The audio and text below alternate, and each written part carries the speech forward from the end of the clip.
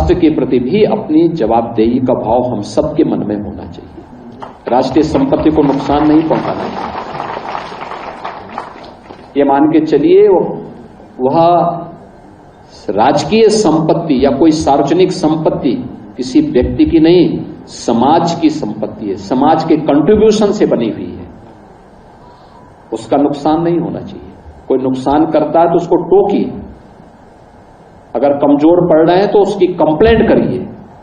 कि फलाने व्यक्ति ने उसका आज तो आपके पास मोबाइल फोन आ चुका है, स्मार्टफोन है, उसका लीजिए और वायरल करिए उस व्यक्ति की जो सरकारी संपत्ति को नुकसान पहुंचाता है। बाकी उसके पोस्टर और उससे वसूली का काम हम अपने आप करवा देंगे, क्योंकि संपत्ति बनाने में और उसको आगे बढ़ाने में मेहनत करनी पड़ती है। जब केंद्र और राज्य सरकार मिलकर के प्रयास करती है तब ये चीजें आगे बढ़ती हैं, अन्यथा उजाड़ने में समय नहीं लगता।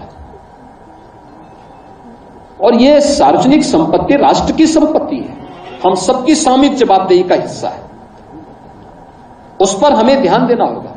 तो एक सामान्य शिक्षा को संस्कारों के साथ जोड़ना,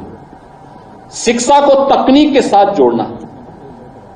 शिक्षा को स्पोर्ट्स के साथ जोड़ना, सर्वांगीण विकास का माध्यम शिक्षा होनी चाहिए। और राष्ट्रीय शिक्षा नीति इन्हीं सब बातों से प्रेरित होकर के 2020 में प्रधानमंत्री जी ने देश के अंदर लागू की थी। आज उसके बहुत अच्छे परिणाम सामने आने वाले हैं और मुझे बड़ा विश्वास है कि प्रदेश स्तर पर मेरिट में स्थान बनाने वाले सभी छात्र छात्राएं, जनपद स्तर पर मेरिट में स्थान बनाने वाले सभी छात्र छात्राएं या स्पोर्ट्स में भी और अपनी मेरिट में भी, स्कूली मेरिट में भी जिन्होंने स्थान बनाया है, उनके अभिभावकों को, उनके गुरुजनों को और उन सभी छात्र छात्राओं को मैं विशेष रूप से बधाई दूंगा, अपनी शुभकामनाएं दूंगा और विश्वास करूंगा कि उनकी ये मेरिट अनवरत इसी रूप में आगे बढ़ती रहेगी, जिससे आने वाले समय में आप प्रदेश और देश का नाम